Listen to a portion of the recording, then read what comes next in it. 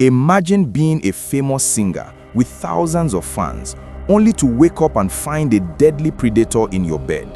This is the heart-wrenching true story of Ifunanya, a 26-year-old rising star in Nigeria. She did everything perfectly to save her own life. She tied her arm to stop the poison, she stayed awake, and she went to 2 different hospitals in the city of Abuja. But because the people in charge of the country spent money on fancy office chairs instead of medicine, the Soprano Queen never got to sing her final concert. This is not just a story about a snake, it is a story about a system that failed a hero. On the morning of Saturday, January 31, 2026, a young man named Kingsley received a phone call that changed his life forever. It was 8:30 a.m. in Abuja, and his sister, Ifunanya, was on the other end of the line. Ifunanya was a very talented woman who had been on a famous TV show called The Voice Nigeria. She was an architect who designed buildings, but her real love was singing in the choir. When she spoke to Kingsley, she was very calm, which is surprising because she had just been bitten by a cobra. She told him that she had been sleeping in her room when she felt a sharp pain in her arm. When she opened her eyes, she saw a large black snake sliding across the floor. Most people would have screamed or fainted, but Ifunanya was very brave and smart. She immediately took a piece of cloth and tied it tightly around her arm above the bite. She knew that doing this would slow down the venom, which is the poison from the snake, and stop it from reaching her heart too quickly. She told Kingsley she was already on her way to the hospital and that he should not worry too much.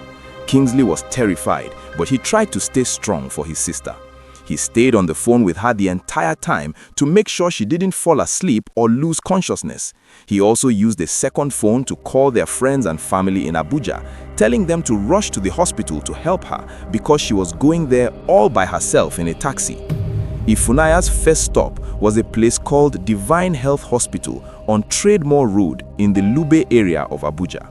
When the taxi pulled up, she walked inside and told the nurses and doctors exactly what happened.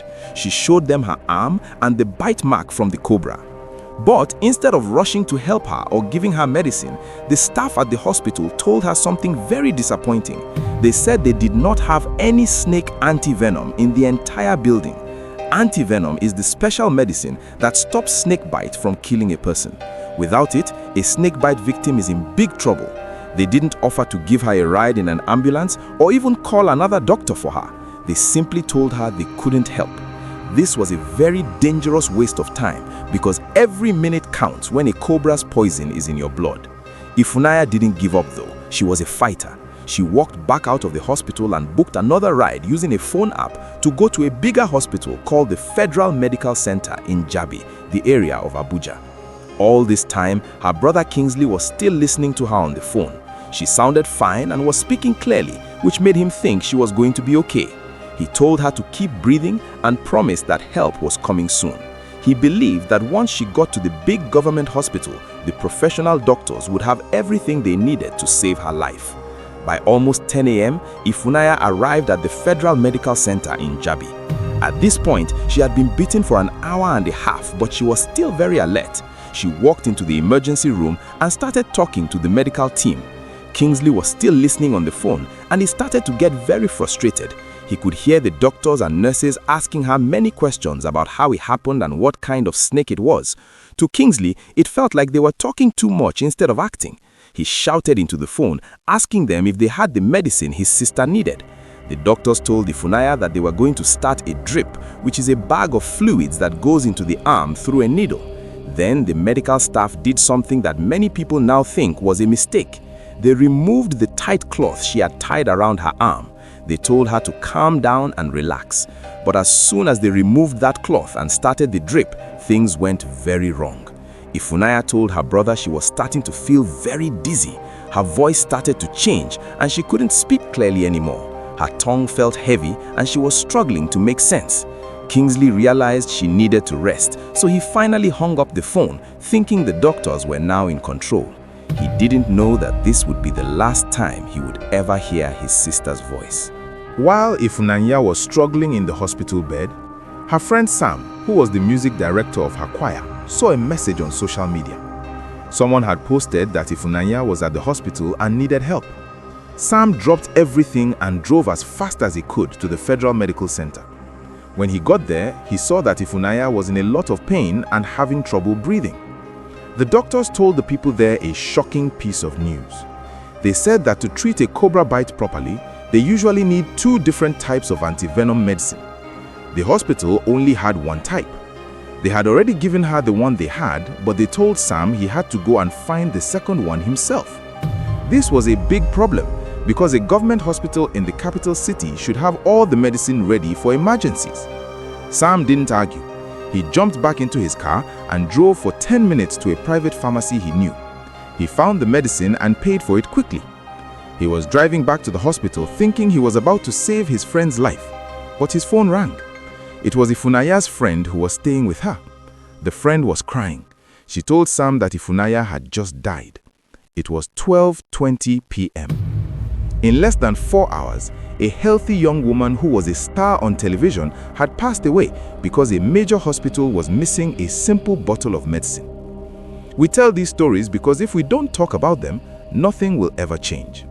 By subscribing, you help us spread the word about how these crimes happen, and you join a community that wants to make the world a safer place for everyone.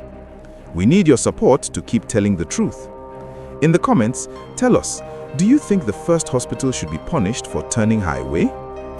After Ifunanya died, everyone was wondering how a snake got into her house in the first place. Some people sent snake catchers to her apartment to look for the animal. What they found was terrifying. They didn't just find one snake, they found 2 massive cobras. One was hiding right inside her room where she had been sleeping, and another one was outside near her front door. People recorded videos of the snake catchers pulling the long black snakes out of the house. In the videos, you can hear people screaming in fear. Sadly, her friends later said that Ifunanya had complained about seeing a big snake around her house before. She knew there was something dangerous nearby, but she probably thought the landlord or the security would handle it. It is very sad to think that she was living with such a deadly danger for days or weeks without knowing it would be the cause of her end. She was planning to have her very first big concert later in the year 2026. She had worked so hard to become a famous singer, and just when her dreams were coming true, these snakes and a broken medical system took it all away from her. The hospital tried to say they did their best, but many people in Nigeria were very angry. A famous man on the internet named Aproko Doctor explained that snakes bite people all over the world, but they don't usually die if they get to a hospital quickly. He said the real killer wasn't just the snake, it was the fact that the leaders of the country didn't put money into the hospitals. Another man named Very Dark Man looked at the government's money plans for the year 2026 and found something very upsetting. He saw that the government was planning to spend over 400 billion naira, but they only gave a very small amount, about 68 million naira, to the small health centers for millions of people. While the hospitals didn't have enough money for 2,000 naira medicine, the politicians were spending hundreds of millions on fancy furniture for their offices and expensive meals for themselves. They spent more money on chairs for their meetings than on life-saving medicine for the people.